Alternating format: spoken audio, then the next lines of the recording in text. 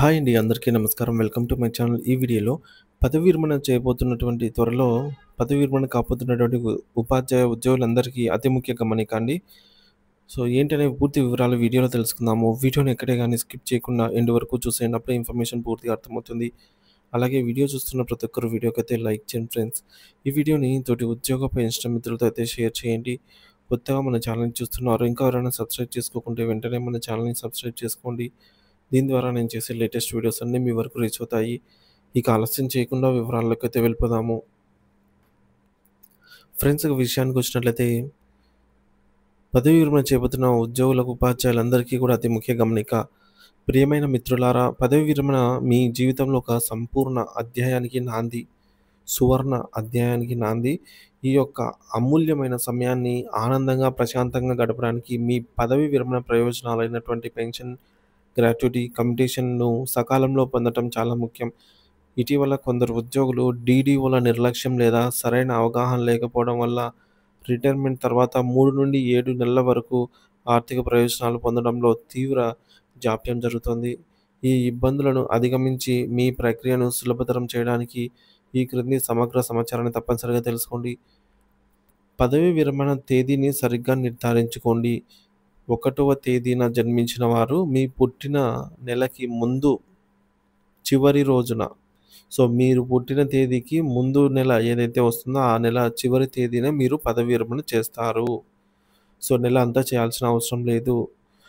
ఇకపోతే ఉదాహరణకు పుట్టిన తేదీ వచ్చేసి జూలై 1, 1964 అయితే మీరు 30 జూన్ 2024కే పదవీ విరమణ తేదీ అవుతుంది.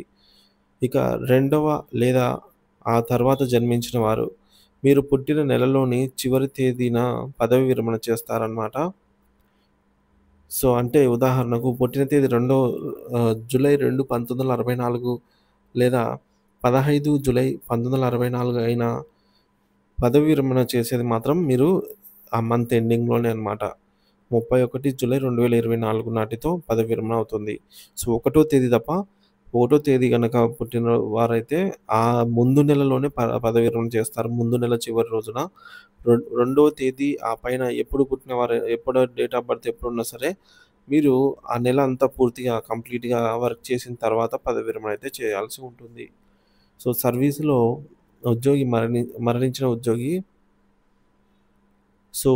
మరణించిన తేదీని వారి పదవీ విరమణ తేదీగా అయితే పరిగణిస్తారు. ఒకవేళ ఎవరైనా ఉద్యోగి సర్వీస్ కాలంలో ఉండంగానే మరణిస్తే వారి ఈ యొక్క మరణ తేదీనే పదవీ విరమణ తేదీగా పరిగణిస్తారు.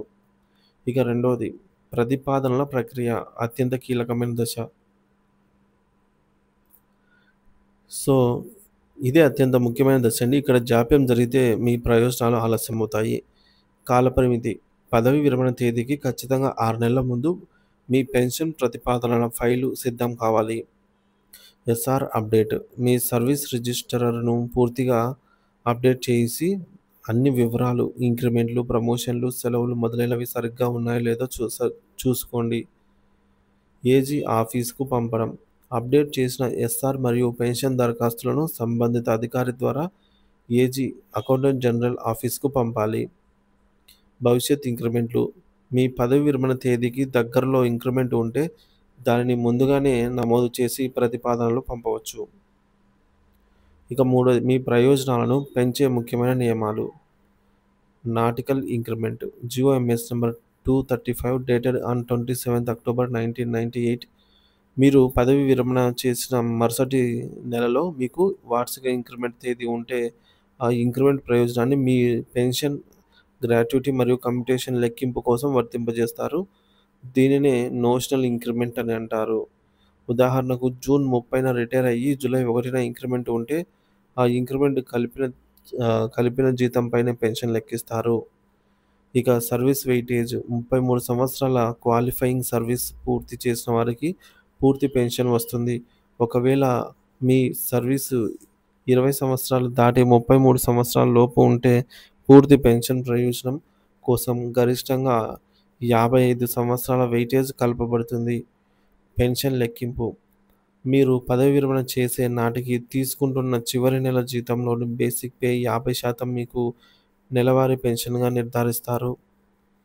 స్పెషల్ టీచర్లు మరియు అప్రెంటిస్ సర్వీసు జీవోఎంఎస్ నంబర్ 398 ప్రకారంగా ఈ జీవో ప్రకారం స్పెషల్ టీచర్లు అప్రెంటిస్‌గా చేసిన సేవలను కూడా పెన్షన్ క్వాలిఫైయింగ్ సర్వీస్‌గా పరిగణించబడతాయి. ఈ వివరాలను మీ ఎస్ఆర్‌లో నమోదయ్యేలాగా చూసుకోండి. ఇకపోతే నాలుగోది ప్రతిపాదనలు పంపే అధికారిక మార్గం ఛానల్ ఆఫ్ సబ్మిషన్.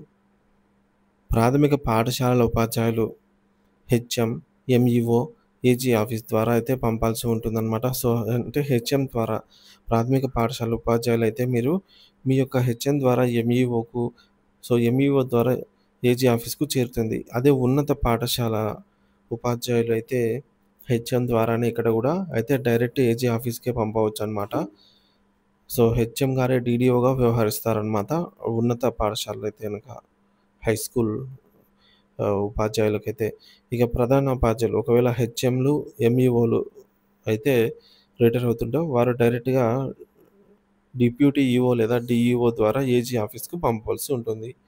ఇకపోతే ఎయిడెడ్ పాఠశాలల ఉపాధ్యాయులు అయితే కరెస్పాండెంట్ ద్వారా డీఈఓకి, డీఈఓ ద్వారా ఏజీ ఆఫీస్‌కు పంపబడుతుందనమాట.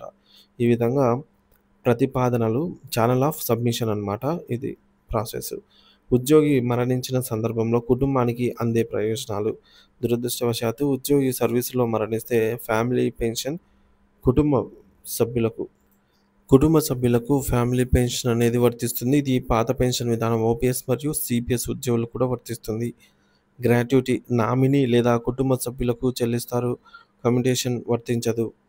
సో, కుటుంబ సభ్యులకు కమ్యుటేషన్ వర్తించదు కుటుంబ పెన్షన్‌కి.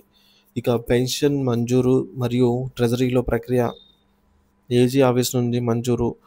మీ పెన్షన్ పత్రాలను పరిశీలించి ఏజీ ఆఫీస్ వారు pension payment order, PPO gratuity commutation ఆర్డర్‌లను సంబంధిత డీటీఓ, జిల్లా ట్రెజరీ ఆఫీస్ లేదా ఎస్టీఓ సబ్ ట్రెజరీ ఆఫీస్‌కు పంపుతారు.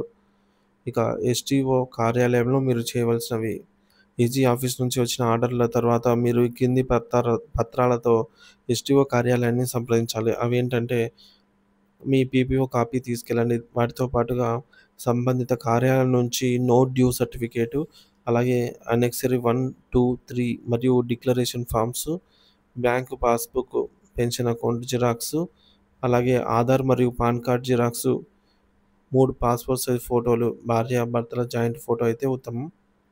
ఇవన్నీ తీసుకొని ఎస్టీఓ ఆఫీస్‌కైతే వెళ్ళాలి వెరిఫికేషన్ కోసం. ఇక పదవీ విరమణ తర్వాత ముఖ్యమైన పని ఏంటంటే హెల్త్ కార్డు. పదవీ విరమణ చేసిన వెంటనే మీ పాత ఉద్యోగి హెల్త్ కార్డ్ చెల్లదు. మీరు తప్పనిసరిగా పెన్షనర్ హెల్త్ కార్డ్ కోసం దరఖాస్తు చేసుకోవాలి. ఈహెచ్ఎస్ పోర్టల్‌లో మీ యొక్క ట్రెజరీ ఐడీతో లాగిన్ అయ్యి అవసరమైన పత్రాలను అప్‌లోడ్ చేసి కొత్త హెల్త్ కార్డ్ కోసం అప్లై చేయాలి. ఇది మీకు జీవిత భాగస్వామికి వైద్య సేవలు పొందడానికి కూడా అత్యవసరము. సో, ఈ సమాచారం మీ పదవీ విరమణ ప్రక్రియను సులభతరం చేస్తుందనైతే ఆశిస్తున్నాము. ఈ ముఖ్య గమనికలను మీ తోటి మిత్రులతో, సహ ఉద్యోగులతో పంపి అక్కడ వారికి కూడా సహాయపడండి. అంటే ఈ వీడియోని అయితే షేర్ చేయండి ఫ్రెండ్స్. మీకు సంతోషకరమైన, ఆరోగ్యకరమైన మరియు ప్రశాంతమైన పదవీ విరమణ జీవితం గడపాలని మనస్ఫూర్తిగా కోరుకుంటున్నాము. Thank you for watching this video.